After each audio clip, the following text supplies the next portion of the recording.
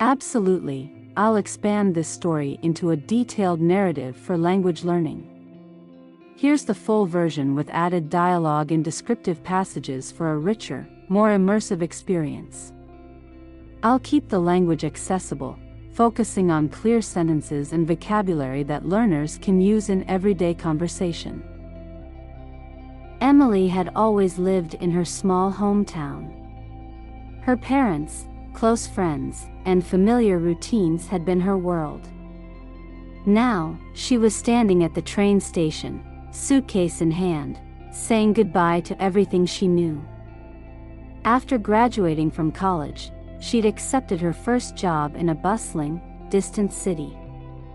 This was the kind of place she'd always dreamed of: busy streets, towering buildings, people from all walks of life.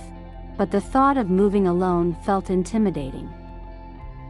As the train pulled away, Emily waved to her parents, her heart racing with both excitement and anxiety. She had longed for this day, yet now, the idea of starting a new life alone made her feel uncertain. Finally, the train arrived in the city. Emily stepped onto the platform, looking around at the bustling crowds. People moved quickly, speaking in accents she wasn't used to, laughing, and talking on their phones. She felt both thrilled and nervous. Pulling her suitcase behind her, she took a deep breath, thinking, "Here goes nothing." Days passed as Emily tried to settle into her new life. The city was beautiful, but the energy was overwhelming. The pace was faster, the food was different, and even the simplest conversations felt challenging. She had to focus to understand the accents, and people used phrases she had never heard before. One Saturday afternoon, Emily decided to explore her neighborhood. She heard about a famous cafe nearby and thought it would be the perfect place to relax. However, after walking for almost 20 minutes, she realized she was lost. She checked her phone, but the map app wasn't working. Frustrated and a little embarrassed, she looked around, hoping for some help. Just then, a young man noticed her looking confused. He approached with a friendly smile and asked, "Are you lost?" Relieved, Emily nodded. "Yes, I'm trying to find Cafe Veranda. Do you know where it is?" The man chuckled. "Yes, I know the place. Actually, I was just about to go there myself.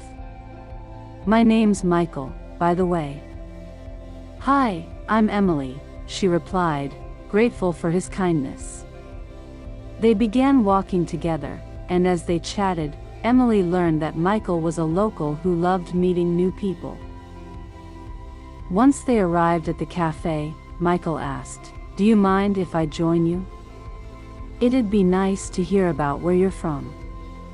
They talked over coffee, and Emily found herself relaxing. She explained how she had just moved for her job and was trying to get used to the city. Michael shared funny stories about his own first job and his favorite things about the city. They laughed and swapped stories for hours, and Emily felt a bit of her anxiety melt away.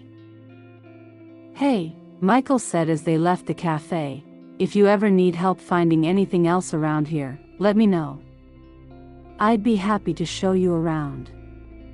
Emily smiled, feeling a spark of hope. "Thanks, Michael. I'd really appreciate that." The next week, Emily began work in her new office. The building was impressive, with large glass windows overlooking the busy city streets. She felt ready, but the language barrier was still a struggle. Her coworkers spoke quickly, sometimes with accents or phrases she didn't quite understand.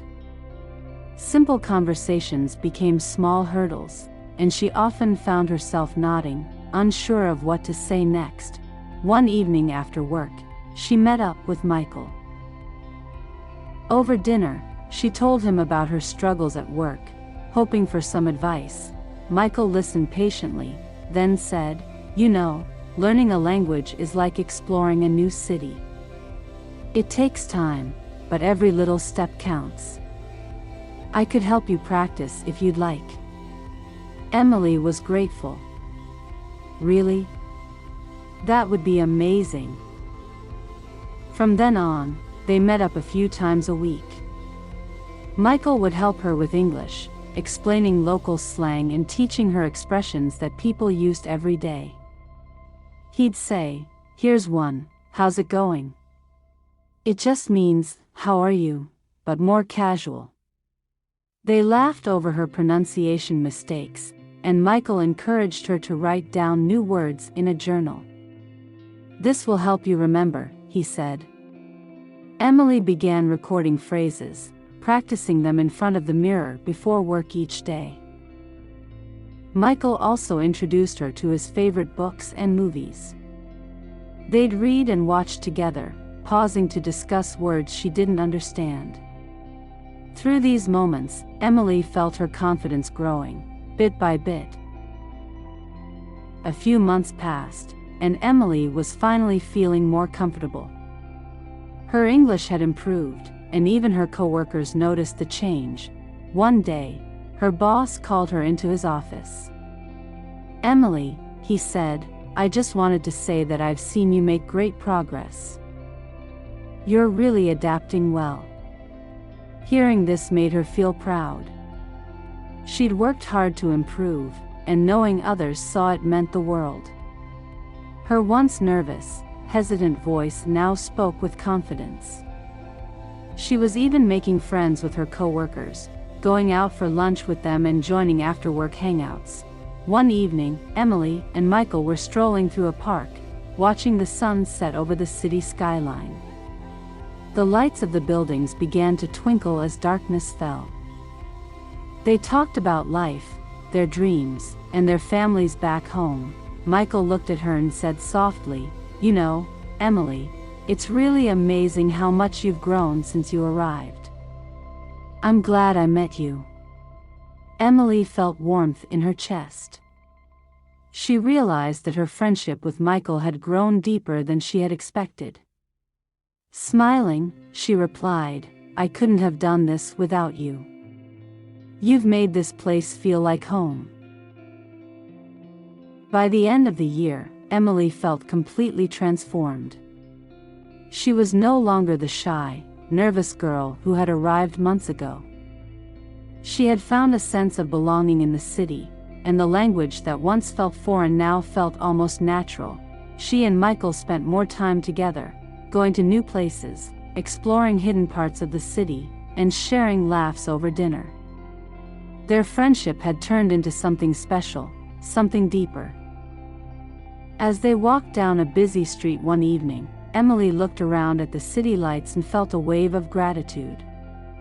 She'd come here feeling unsure and alone, but she had gained confidence, a new language, and a friend who had changed her life. Looking at Michael, she smiled and said, "Thank you for everything, for making this city feel like home." Michael reached for her hand, smiling back. "This is just the beginning, Emily. There's so much more to explore together." And with that, Emily knew she was ready for whatever lay ahead. She had found both her place in the city and the courage to embrace whatever came next. This full-length story offers language learners not only new vocabulary and common phrases but also an inspiring tale of personal growth, friendship, and belonging. Let me know if you'd like any additional sections or vocabulary highlights. Don't forget to subscribe and hit the notification bell.